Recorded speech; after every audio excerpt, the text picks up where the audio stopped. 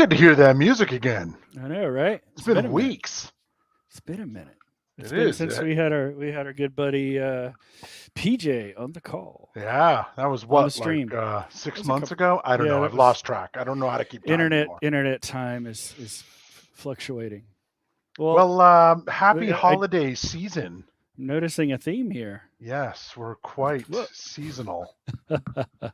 Very Yes, seasonal. Man, I love that sweater.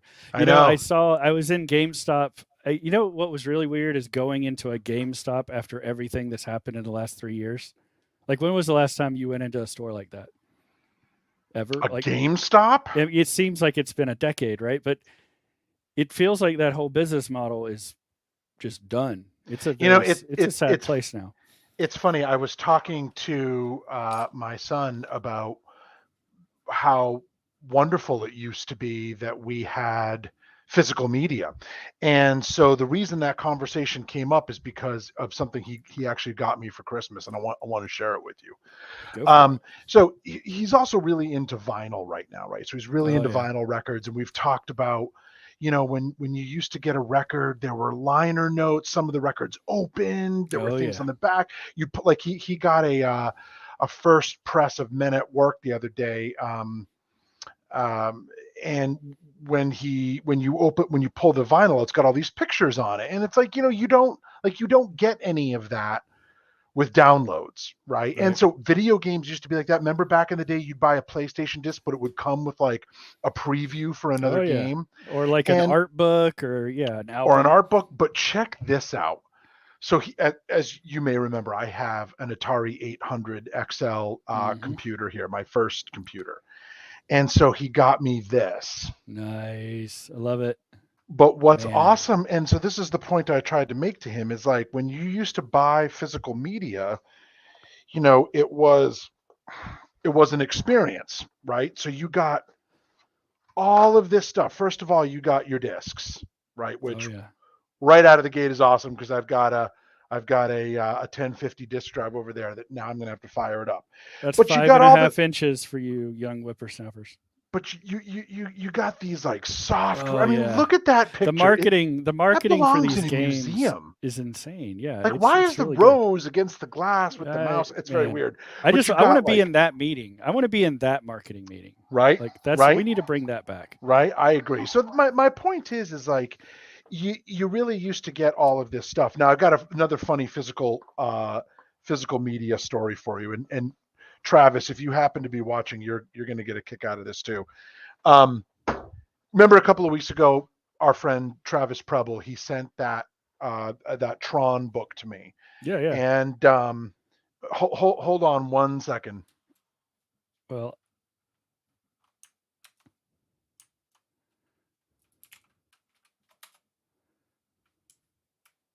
So you may remember a few weeks ago, Travis had sent me this book, right? This Tron book, which I thought was really, really nice. And he included this wonderful letter, which we talked about. Well, I wanted to return that favor. So and he told me I didn't have to, but for many reasons, as he knows in the letter I sent him, I wanted to do that. And so one of the things that I found was this SpectraVision disc.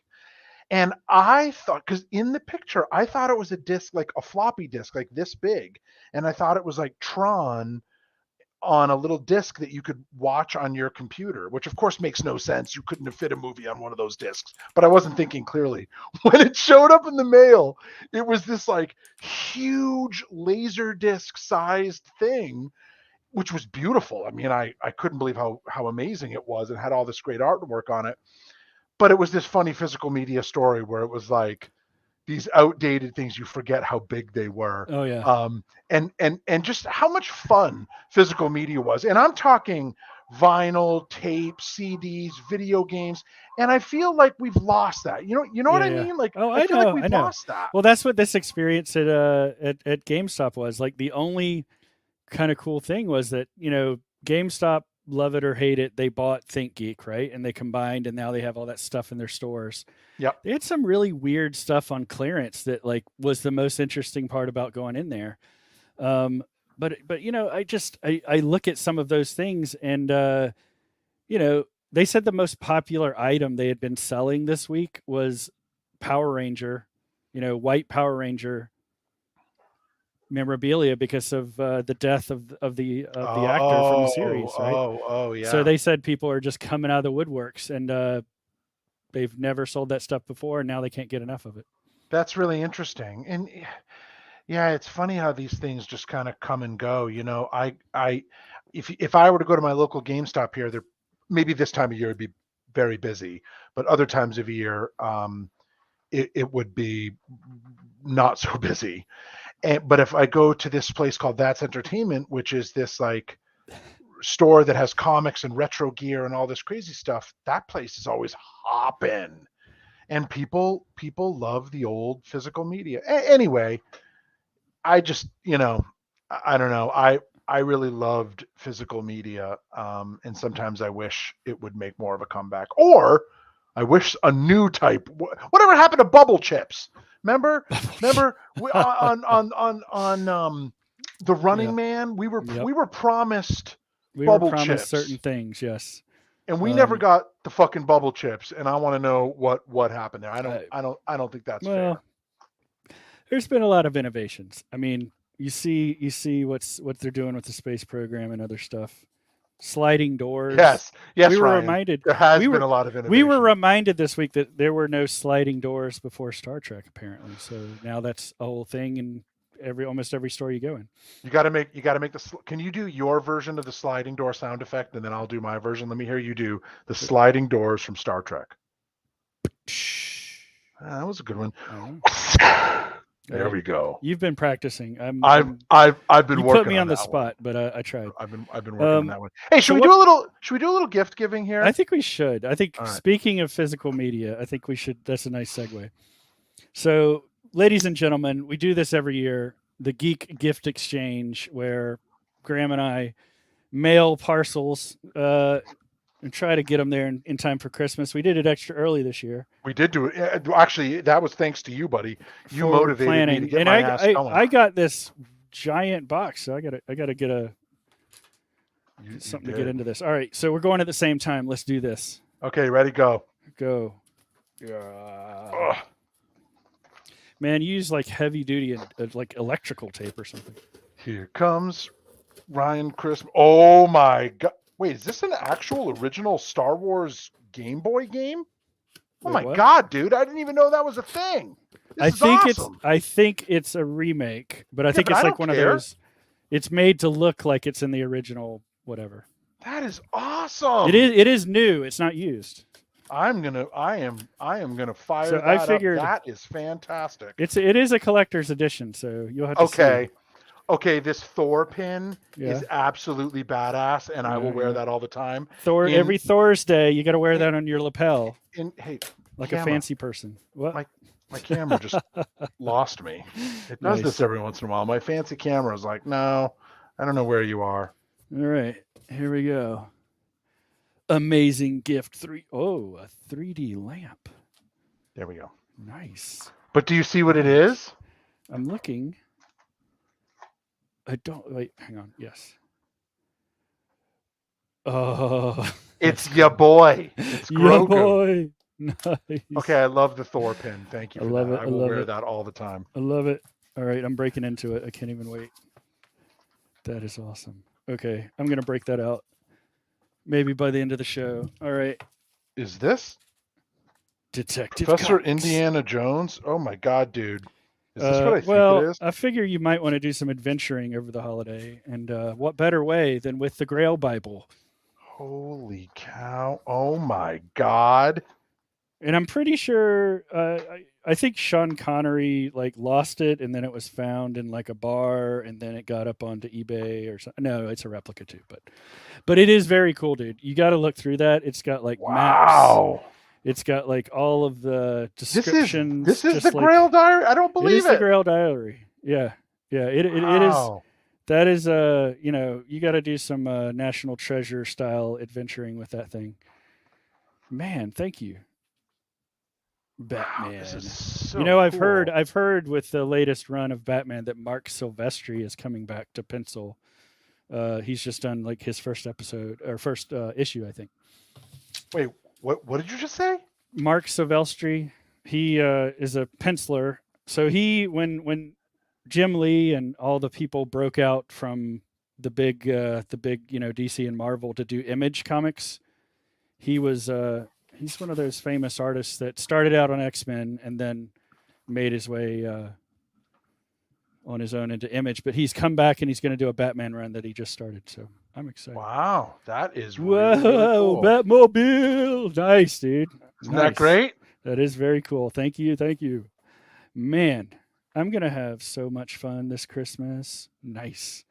And I like this. I got to tell you, this Grail. Oh, there you go. I made 13. That just. Nice. I made that just for you. I love it. Nice. It's got the little Florida man photo, folks, and on the photo on Don't the you love how we're gift floating on the present? Yes, I like it. I can't believe you sent me that the is Grail so diary. cool, man. Yeah, man. But the thing is I appreciate that you sent this, but I got to tell you, I've got a 2-day head start, which is more than I need. I've got friends in every town and village from here to the Sudan. I speak a dozen languages. I know every local custom. I'll blend in, disappear. You'll never see me again. With any luck, I've got the Grail already. Yep. Yeah, buddy. Dude, such a good movie. Well, speaking of, there was a new trailer that came out, folks. This is amazing. There was a new Indiana Jones trailer that came out. So that's one of the next topics I think we're going to talk about, right? Yeah, What did you think? Was this like Indy's afternoon nap? Or was this what was this what do you think is going to happen here with Harrison Ford making his 5th and I think final run? Better be final. As Dr. Jones. I like the trailer. I say that with a lot of cautious optimism. Yeah. I didn't get a cheesy Crystal Skulls trying too hard feeling from this one, which I did in the trailers for that. And that movie was horrible. Although I've said it 1,000 times and I'll say it again in case he's watching. Mike Sullivan, you're right. I would rather. It's just nice to be able to spend 2 hours again with our old friend Indiana Jones. Of course. That being said, however, I actually think this looks pretty good. Now, look, I don't know. Maybe it's trash. We'll see. Actually, like my friend Gavin will be like, no, dude, it's a foregone conclusion. This movie's going to suck, and he's probably right. It's going to be different. Here's the thing: it's got to be different. It's going to be different, and that's okay. If you want nostalgia, I would say stop trying to recreate nostalgia for nostalgia's sake and just make something new, because that kind of bravery doesn't happen often. Because you see what happens: you get Crystal Skull, you get Superman Returns. There's all this hubbub about Superman this week on the interwebs. And I would argue that, like, we'll get into it in a minute, but James Gunn, buddy, I don't know. Hey, can you in the chat, can you put a link in that I can give to somebody in case they want to join us? Well, Gavin apparently sides with me, so... and let me tell you something. I've known Gavin almost... Gavin is the one friend of my life that I've known longer than anybody else. Gavin's usually right. I like this one. Yeah. I just noticed that Gavin's like blowing up the comments, so we Yeah. I love how he's got Rocket Raccoon. He's got Rocket. And it's live commentary. So yes, so my whole point is trying to do nostalgia again is hard. So just do something new. Because look, if we're going to watch indie, if you're going to want to get nostalgia and you want to pop some popcorn and have a good time with your kid or introduce it to your somebody who hasn't seen it, put in Raiders of the Lost Ark and call it a day. Like, when you focus on fan service and nostalgia being the point, right, you blow it. And that's what just happened with the new Willow series, which is they were trying so hard right out of the gate with fan service and nostalgia that they just blew it. It's just a horrible show. I mean, I'm sorry to say that. Well, and I'll be honest for ruining it. Or did you save me? Because I haven't watched it yet. I've saved you. And I'll be honest with you, that's how I felt about Kenobi. It was also just fan service trash. Yeah. But and when you think about Raiders of the Lost Ark, which was a wonderful, unique movie, and I'm doing that in finger quotes because I know Lucas borrows from a lot from and Spielberg borrow a lot. But my point is that that's a great movie. Temple of Doom was very different, but still very familiar indie. Yep. Crusade was good, but again had a little bit of familiar stuff, but was very different. Well, Like they different showed enough though. It Indiana is a different when he was a adventure. kid, right? Yeah. When he was young as River Phoenix there. And then, I think Crystal Skulls was just fucking ridiculous. And so this one, if they focus on the adventure, which is what we want with Indiana, Yeah. right? Like, look, we want to see the hat, we want to see 100%. the whip, we want to see that crazy stuff. We want him to shoot somebody instead of getting into a sword fight. We want all that. But in the end, we want the adventure and we want the magic. And if they can combine those, then Indiana Jones 5, even if he is handing it off to Phoebe there, could be great. But if they focus on fan service, they'll blow it. Yeah. And this happens over and over. I think the only ones that have done it well, you can sort of count on one hand. So, yeah, I'm with you. Let's talk about a couple of more trailers since it's been a minute. So there was like one day a couple of weeks ago where we got Indy. Yeah. We got Guardians of the Galaxy 3. It's crazy. Got Transformers, whatever, Beast Wars. We got a bunch of stuff, and I just want to go through those a little bit because Transformers, I loved it when it first came out, the first film. I enjoyed it. It was corny. It was 2007. Cheesy. 2007. Yeah. But then it got progressively shittier and cornier and just bad. I look at this Beast Wars and I'm kind of intrigued. I am too. I think they should have done this sooner because honestly, when they tried to do like doing Grimlock and the dinosaur Grimlock, all those guys, like I love those so much in the cartoon. I want them to do justice to those characters. Yeah, I would agree with that. My two favorite things out of the whole franchise of these Transformers movies, actually, three favorite things was the 2007 movie, beginning to end. Absolutely loved it. Blew my mind away in the theater. I just thought it was fantastic, even with its potential downsides, and some of the ridiculous Megan Fox stuff. But a great movie. Okay, loved it. Rest of the movies are trash. Bumblebee had a couple of things. We got to see a little bit of Cybertron, which was really, really cool. We got to see an awesome transformation of, I think it was Starscream in jet mode, transforming into a robot as he was flying, which was a 5-second clip, but absolutely awesome. And then we saw a little bit of the Gen 1 kind of look and feel at the end. But for the most part, the movies have been trash. So this new one, dude, like I it's another one of these things where it's like I have hope and I want it to be good, but I'm worried that either there's going to be too much plot when we just want to see robots fighting, or there's going to be too much robots fighting when we need somewhat of a plot. So it's like you got to work it's weird a tenuous balance. But I don't. If you notice one other thing, what I saw in this, and I saw somebody do a photo comparison of like the different versions of Optimus Prime from the films. Yeah, it looks like this is very much like they're trying to go back to like the Gen 1, like classic truck design. Yeah, because that's what they should I'm excited go back about to. This. That's because they started to make the Transformers like too complicated. They were just like bristling with like antenna and spikes and all that kind of crap. Crap. They went too crazy. The thing I did appreciate in 2007 the idea that the vehicles all looked like vehicles of that time, and I was okay with that. I thought they all looked awesome, but also like these are characters that have a very distinct look, so you can modify them. But after a little while, they just started to look utterly ridiculous, like in Age of Extinction or whatever it was called. I mean, they just look stupid.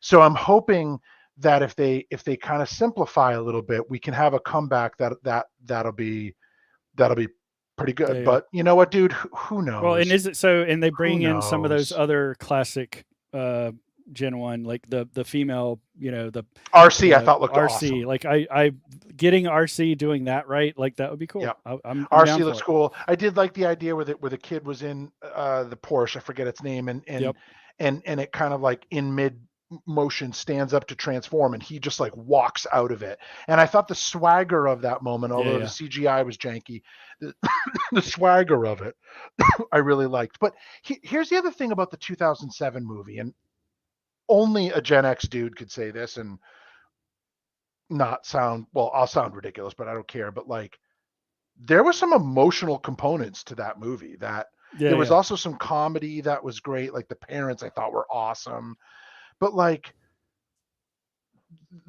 there was some feels in that movie, and I think that's the thing they can't get too far away from. That's why I'm saying, like, we want to see transforming robots and fights and all kinds of really cool Cybertronian technology, but also we've got to have a little bit of emotional feel in there, because that's takes us back to our childhood. So that's enough on that.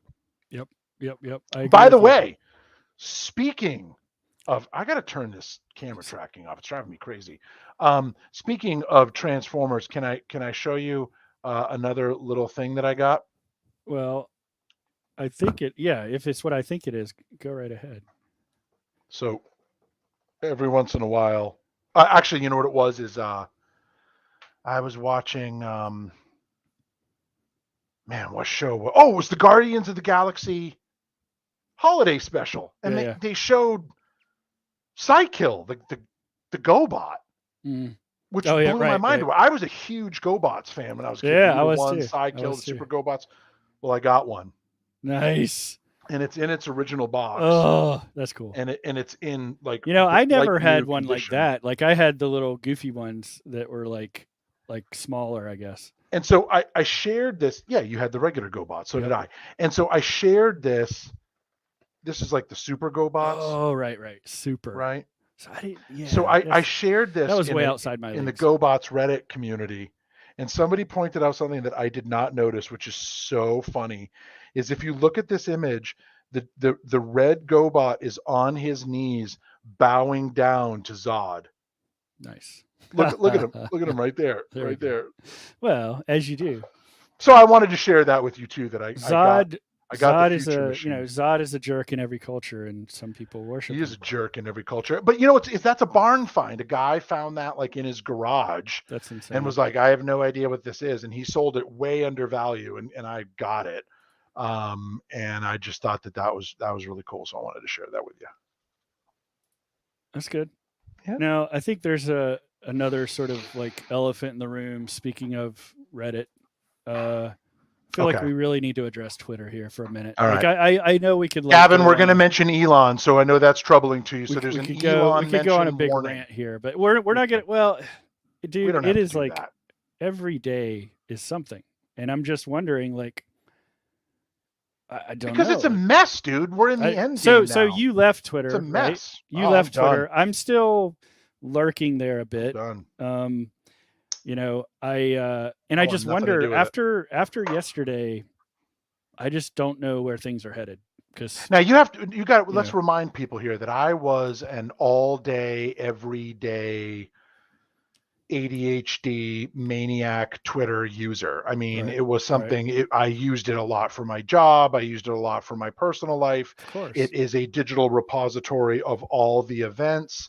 All the adventures I took my kids on. Yeah. There's a huge amount in there that I used it, but it became toxic. And it's actually, I'll mention him again. My friend Gavin is the one that, like, years ago pointed out how toxic it was becoming, and I was like, no, it's fine. I need it for work. Which of course I was just poor Gavin. He's triggered every time we mention Elon's name. It's very troubling to him. Yeah. But the point is that there were a lot of people who were talking about the toxicity of the platform and how it had changed from what it was years ago, which it certainly had. Some ways for the worse, some ways maybe for the better. And so, one of the things that I saw was this, and Gavin kept saying, like, you got to check out Reddit. You got to check out Reddit. And years ago, I took the advice and signed up for Reddit, but I just kind of like signed up, made a few posts and never went back. I think it was 2015, 2016, somewhere in there. And as Elon took over, he just crossed too many lines for me. It just became no longer safe or viable as yeah. And so I didn't feel that I could produce content and put so much effort into a platform Look, when I have no faith in its leader? you don't need It's to just explain trash. that. I think a lot of people are, so here's what I want to talk about. I think all of that is sort of obvious for rational people. My point is a Is it though? couple of things. Well, here's what I'm getting at. I'm not so sure it is. There are I a think a lot lot of people of are like, "Oh, it's fine. well, there are a lot It'll of get people better." who are just still hanging out, sort of like waiting for the next shoe to drop, or like journalists and people that are in like. My point is like, where are you gonna go? I think a lot of people are just like still hoping that things would either turn around Well, I didn't or delete. I didn't whatever. deactivate. I literally just I followed through on my promise to post my exploding waffle as Yeah. my final tweet. I updated my bio to say I'm a former No, no, Twitter no. user, But here's and my I walked point. away. If it Here's my point. improves or goes back to the way it was, and he fucks I think off, then it's hard to I'd come quit. back. I Maybe think it's hard to quit. Like even I've it noticed it is hard to myself. quit. It's where like what there is nothing. Yeah, you got to I just would stop, drop, argue and roll. You got to there's just put the nothing fire like out. it. And so No. that's not, saying that I want to hang on. It's more of like I found it hard to quit. And so for me, I think that's the same thing for like journalists and people that are using it for a certain purpose. It's sort of like there isn't a replacement. Like you can't go to Tumblr or these other places and somehow No. just like But flip a switch. let me tell you what I did do. So what's very interesting is I looked at Mastodon, screwed that up, couldn't make it work, didn't go. I looked at that other one you wanted me to check out, Nest or whatever it's Hive. called, Hive. No, don't go It there. just Well, it just didn't work out for me, and yeah. the overall quality of the content seemed a little odd. So I really dug into Reddit Yeah. and really practiced, and I've been experimenting with groups. I've been experimenting with what content works, what doesn't.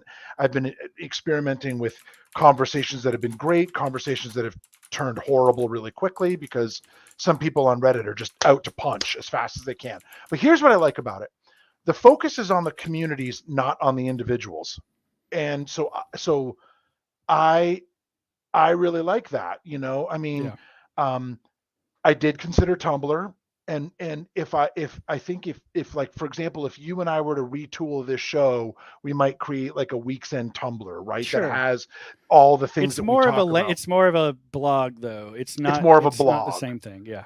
So Reddit, I find, still gives me the joy of content consumption, which again is what Gavin really talked about, that it can be this beautiful distraction. It also, I find that I laugh a lot more Oh, using sure. Reddit than I ever did on Twitter.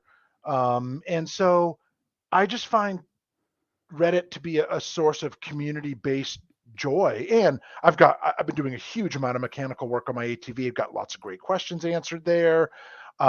Just found some cool people. And so, yeah, right, exactly. Yeah. Yes, And I think that communities, is the point. I communities. think communities is it. So I've tried Mastodon a little bit, tried Hive a little bit, I've tried Post a little bit. Post is where all the political people have gone. I'll tell you that right now.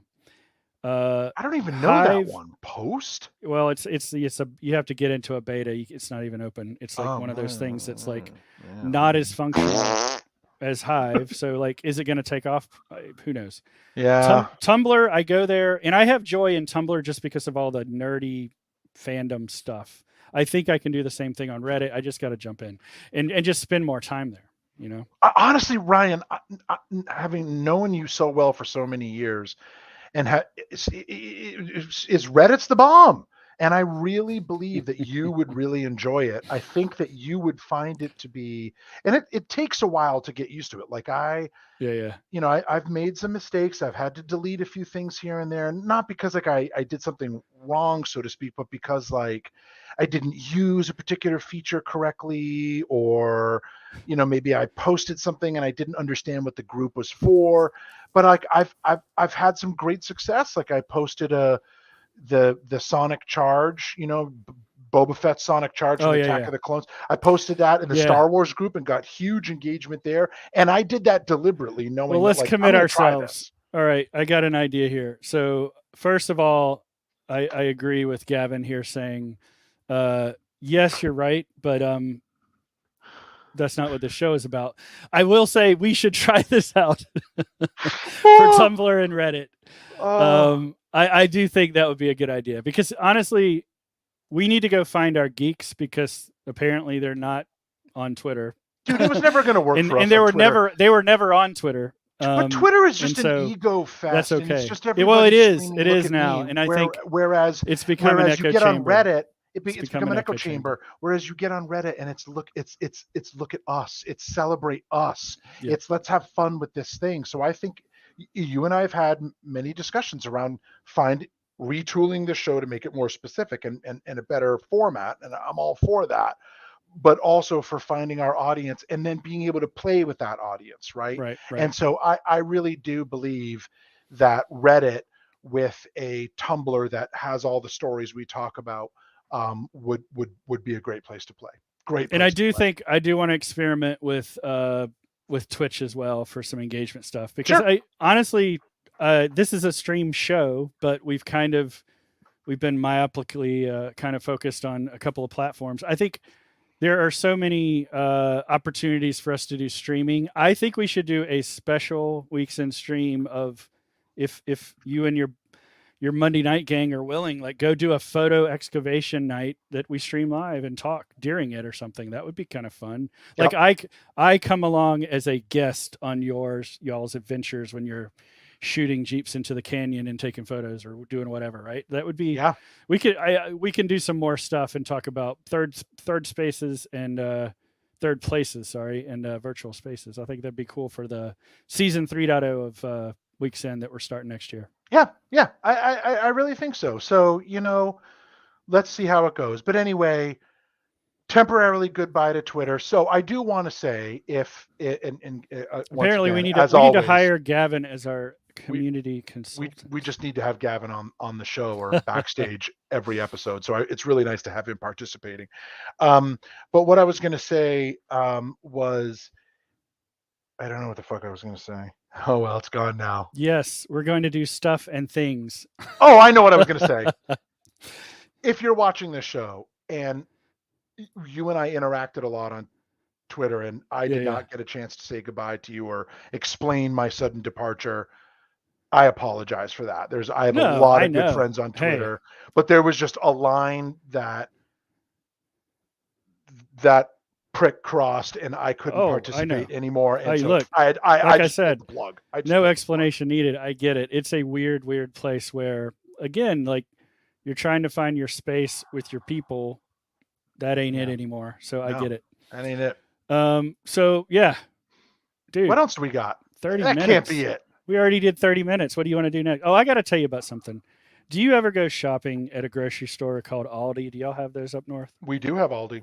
All right. We actually have one here. They have all these like specialty like baked goods that are like some are German, some are Swiss, some are like they're like from Europe. The caramel stroop waffles. Did I bring this up on the show before? Oh, if Gavin is still watching, Gavin can tell you about imported from the Netherlands. Like I've almost eaten the whole box, and I'm supposed to be on a diet. It's but criminal. You have to have them when they're fresh and warm. Yeah, and if you can get them with some vanilla ice cream, right? Then you should just these are filled with these are caramel. So you can put it on your coffee mug and warm it up that way and enjoy it with your morning. They're really good. You can dip them in the coffee, which is also really I hear good. they pair nicely with the champagne of beers as well. So. Yeah, I don't know about that. All right, what do you want to talk about, man? We've got to like make up for some time, man. What do you think? The one more thing that I wanted to talk about is everybody sort of shitting on AI art. Yeah. And I don't. That's a good point. I don't think they should be. And let me tell you why. If you have not seen, so do you remember several years ago, and we've talked about this, there was a documentary called Jodorowsky's Dune, and it was this. I think he's from Spain. This director had toyed with the idea of doing it in the 70s or something like that. Oh yeah. And he's really this really eclectic director. And so there was a book that came out. Where there was a whole documentary about it, or there wasn't a book, but somebody got a copy of his original, what do you call it, the storyboards, and almost released it. And so somebody had this idea of like, well, what if Jodorowsky did Tron? Right. And so they trained an AI art generator to do Jodorowsky's Tron, and the images are amazing. I also saw what if Wes Anderson did the Avengers, and it's amazing. And so I guess the thing is like, if no, I don't think it's fair to say AI art is like on the same level as like my grandfather's paintings, or you know, or the stuff on my wall back here, or the that stuff on your skull wall, that was or painted like for me. My friend Eli's sketches that he does. I'm not saying it's one-to-one. I know that there's a huge amount of effort and talent that goes into art. But if you're a talentless hack like me and you want to create something cool, then actually AI art can be a lot of fun. It can also just be fun. Yeah. And so I've seen a lot of things created with AI art that I don't necessarily think I would have seen otherwise. So I actually really like it, and I think that everybody kind of trying to tear it down or saying it's not art, you just need to shut the fuck up, because like, it's art. So here's the question: It's art. We go see all of the movies we just mentioned are CGI. Is that art? Yeah, sure it is. I don't know. My point is there's different levels of what it is. And technology, I got news. It's here to stay, folks. Right. So but if you are not a it? painter or a photographer or a illustrator or a whatever, and you have a creative idea, and this type of system allows you to realize that creative idea and bring it to life. Yeah. What's wrong with that? No, so Gavin needs to be on the show. You're right. So this is what I was thinking. It's another brush in the toolkit. I agree. Hashtag Gavin is always right. And my point here is it's not going to replace the artist that makes an original work that's just like pure inspiration or pure madness or pure whatever, right? Because it is artificial at the end of the day. It's an interpretation of what humans would do. So I don't have a problem with it. Can it be abused? Yes, just like any other technology. But that's up to us to figure out how to manage. And can people not only abuse it, but can people be,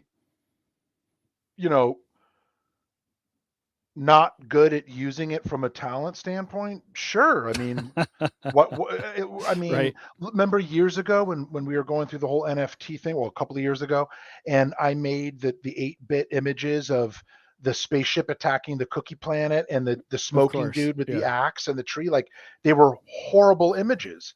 Well, because I'm pretty sure you used some technology for this wonder. Yeah. Yeah.